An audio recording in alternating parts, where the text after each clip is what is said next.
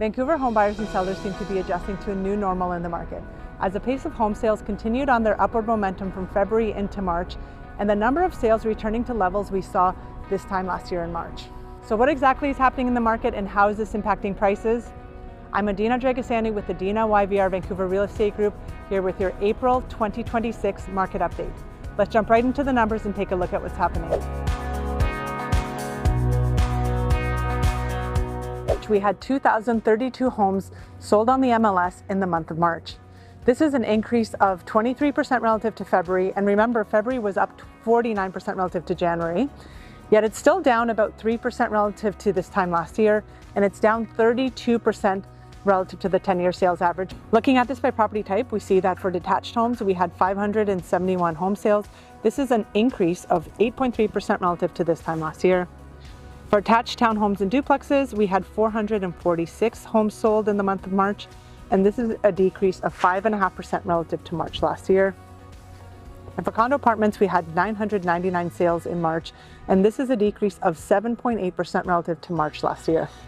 On the supply side, we saw a similar trend, with sellers being more active in March relative to February, but less active than this time last year.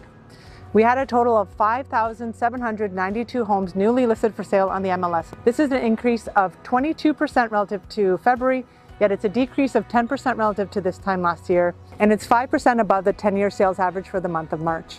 And with this, we've also seen an increase in the total inventory of homes available for sale. We had 14,774 homes listed on the MLS. This is an increase of 9% relative to February, and it's up about 2% relative to this time last year. If we look at it compared to the 10-year sales average for the month of March, we're up 38%. So buyers in this market have a lot more selection to choose from than they historically have in our market. So what does all of this mean for prices? If you recall, our leading indicator showing us if prices are on their way up or down is our sales to active listings ratio.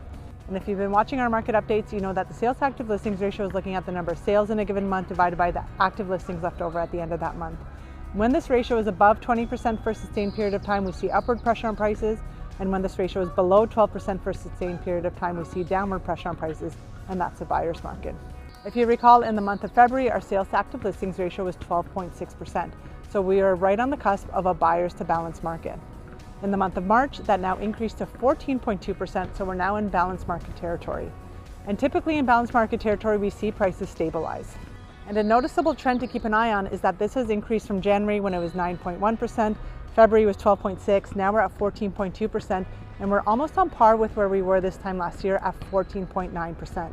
And if you were watching the market last year, you recall that March was a high point when we were at that 14.9%, and then that sales to active listings ratio started declining all the way from April up until October. And that's when we saw the biggest price declines and the most selection for buyers. So this is going to be the big indicator for us to watch in the spring market. If this ratio remains in this balanced market territory, we should see prices stabilize. But if we see an imbalance between supply and demand, we could see the shift back into buyer's market territory. Looking at this by property type, the ratio is 11% for detached homes, so still in buyer's market territory, but this is up from 9% in February. For attached townhomes and duplexes, the ratio increased to 17.2%, and this is up from 16.6% in February. And for apartment condos, the ratio is currently 15.7%, and it's up from 14.1% relative to February. So both the attached and condo market segments are firmly in balanced market territory. Looking at prices, we see that the HPI composite benchmark price for all property types was $1,104,300. This represents an increase of 0.4% relative to February, yet it's still down 6.8% relative to this time last year. Looking at this by property type, we see that the HPI benchmark price for detached homes is $1,854,800. This represents an increase of 1% relative to February, and it's a decrease of 8.2% relative to March last year. For attached townhomes and duplexes, the HPI benchmark price is $1,047,100, and this is an increase of 0.1% relative to February, yet it's a decrease of 5.7% relative to March last year. And for condo apartments, the HPI benchmark price is currently $706,700. This represents a decrease of 0.2% relative to February, and it's a decrease of 7.8% relative to March last year. So overall, the spring market is showing signs of a healthy return back to more balanced market conditions. And we'll be watching very closely the next few months to see what happens with both the supply side and demand side of the market. If you're thinking of making a move this spring or this summer, now's a great time to sit down and figure out what's happening in your submarket and understand your options so that you can make the right decision and hopefully get ahead of the market. If you'd like to schedule a consultation with our team, you could do so by clicking the link below if you're watching this on YouTube, or if you're watching this on Instagram, you could click the link in my bio.